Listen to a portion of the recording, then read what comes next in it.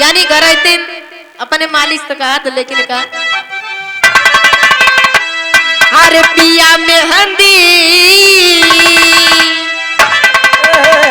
अरे पिया मेहंदी लिया था मोती झील से जाके साइकिल से ना पिया मेहंदी लिया था मोती झील से जाके साइकिल से। क्या बात है? पिया मेहंदी लिया था मोती झील से जाके साइकिल से ना। लेकिन यही भाव में सोहर के बोलबा अरे श्याम जन्म लिहले बाबा भगवान श्री कृष्ण कैसे पैदा भय इस सोहर में गीत बोलबा अरे श्याम जन्म लिहले जेल की कोठरिया में भादव की अंधेरिया में ना श्याम जन्म ले जेल के कोठरिया में भादव के अंधेरिया में ना। श्याम जन्म ले जेल के कोठरिया में भादव के अंधेरिया में ना। लेकिन समय का रही वो भादो माह के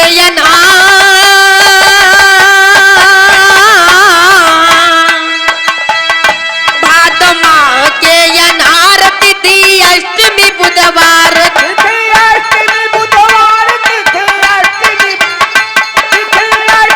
बुधवार तिथि अष्टमी बुधवार। वो प्यार करे माई देव की अचरिया में भादो के अंधेरिया में ना प्यार करे माई देव की अचरिया में भादव की अंधेरिया में। प्यार करे माई देव की अचरिया में भादव की अंधेरिया में ना। वो वसुदेव सूप में उठाए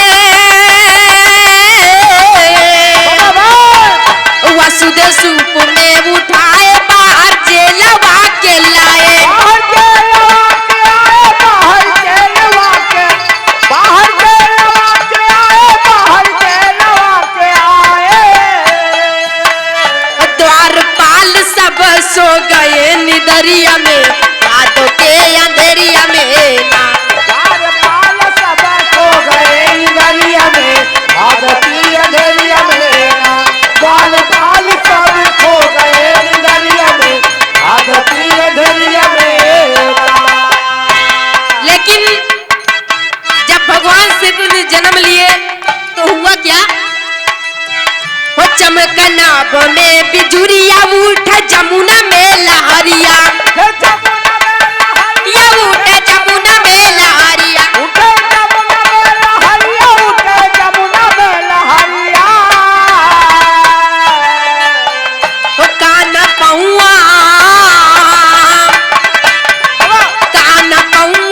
छुआवल बीच धरिया में भादव के अंधेरिया में ना कांदा कौआ छुआवल बीच धरिया में भादव की अंधेरिया में।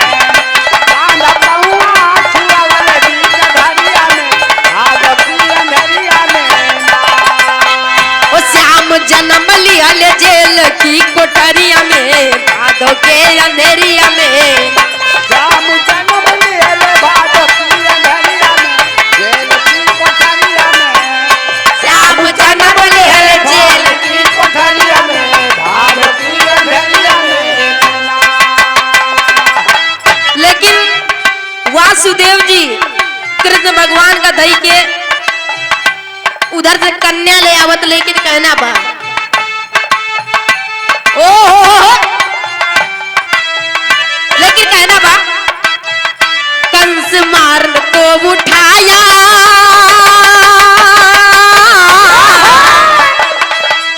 ओ कंस मारन को उठाया बूढ़ी ना भवान काया उड़ीना भवन में माया उड़ीना भवन ए उड़ी ना भवान में माया उड़ीना भवन में माया। ओ काया बस गईली ओ माया बस गईली विंध्याचल पहाड़िया में अंधेरिया में ना माया बस गईली विंध्याचल पहाड़िया में भादव की अंधेरिया में। पहाड़िया में भादो की अंधेरिया में